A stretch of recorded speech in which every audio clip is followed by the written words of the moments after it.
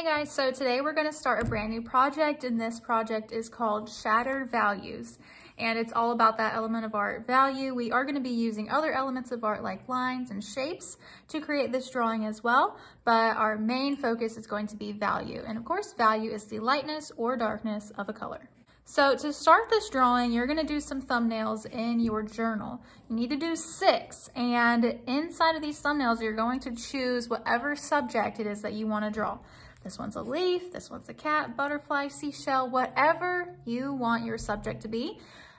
You can do it, but you have to keep it very simple, okay? Don't do some extremely detailed, complex drawing, because the complexity comes from our values and the shattering effect that we're going to do later. So we really want to keep our subject as simple as possible. For my thumbnails, I'm obviously not done yet, but you need to have your values in your thumbnail. So the first step is to draw your picture, then you're gonna draw some lines over top, kind of like if you've ever done a Zentangle design before, you will need to split up your space to create a bunch of smaller spaces, and then inside of those spaces you are going to add some contrasting dark and light values. So your thumbnails need to be different in some way. You could do the same subject for each of your thumbnails, but do different lines. Like you could do more straight lines or curved lines. You could do wavy lines.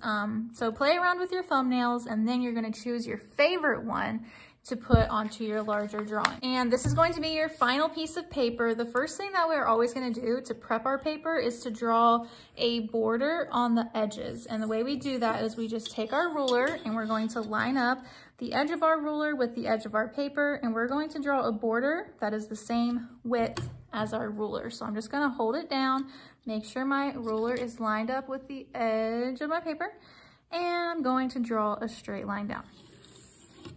Okay, so that's one part of my border. Now I'm gonna do it for the left side, the top, and the other side of my paper.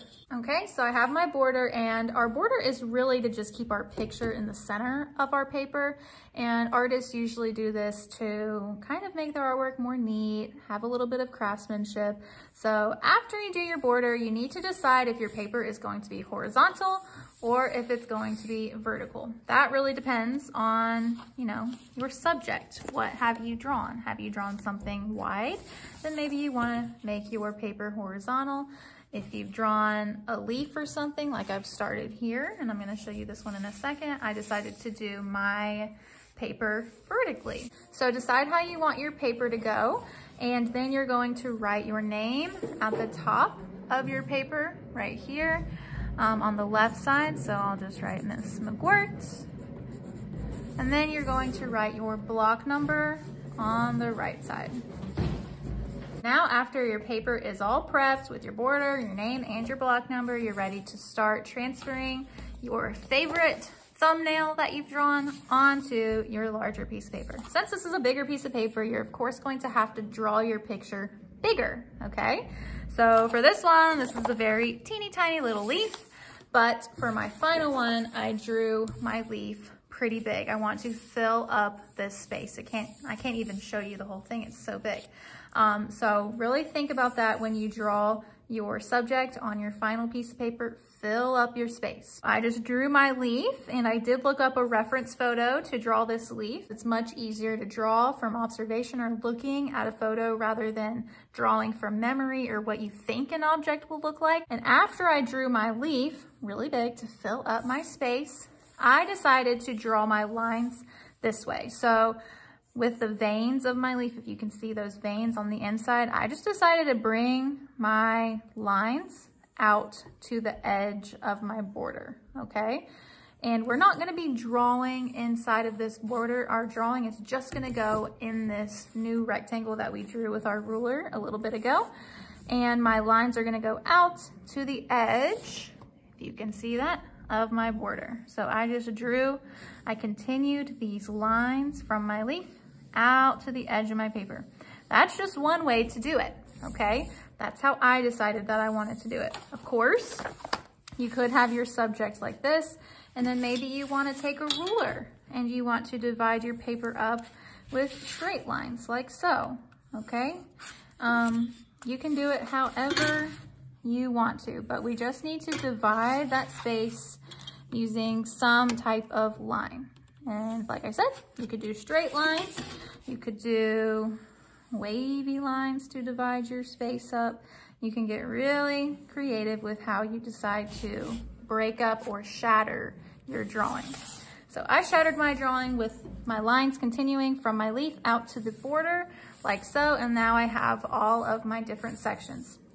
And basically what you're going to do is you're just going to add value. I like to start on the edge, or really the background, and then I'm gonna do my leaf last. So I started on the edge up here, and it's really dark up here, and then I gradually, as I went through this shape right here, I got lighter and lighter and lighter. Okay, just like we've been practicing with our value skill builder. Now I'm gonna do the opposite. So I started with a dark value over here. Now I'm gonna start with a light value. The goal of this is to not have two values that are super similar right next to each other. So since I have a dark value right next to it, I want to do a lighter value, and that's going to help contrast this drawing, and it's going to help our shapes not get too confused with one another. And that's how we're going to differentiate all of our different shapes, is by adding some different values. As I get closer to the bottom of this shape, I want it to be really dark down here. So I'm gonna press down pretty hard, and I'm just gonna use the blending technique, or really, I'm kind of doing like a combination. I'm like blending, but I'm also sort of hatching and slightly cross hatching. So you can come up with your own way to do this, but it needs to be neat. You need to use your best craftsmanship. Take your time. This drawing is relatively easy, but it just takes a little bit of time and a little bit of patience. Okay, so now I'm going to bring this up, and I need to fill in all these little gaps. So I'm going to use my pencil to do that. As you guys know, value is all about layering. You really want to layer your values on top of each other so that you can get a nice blend from light to dark, or from dark to light.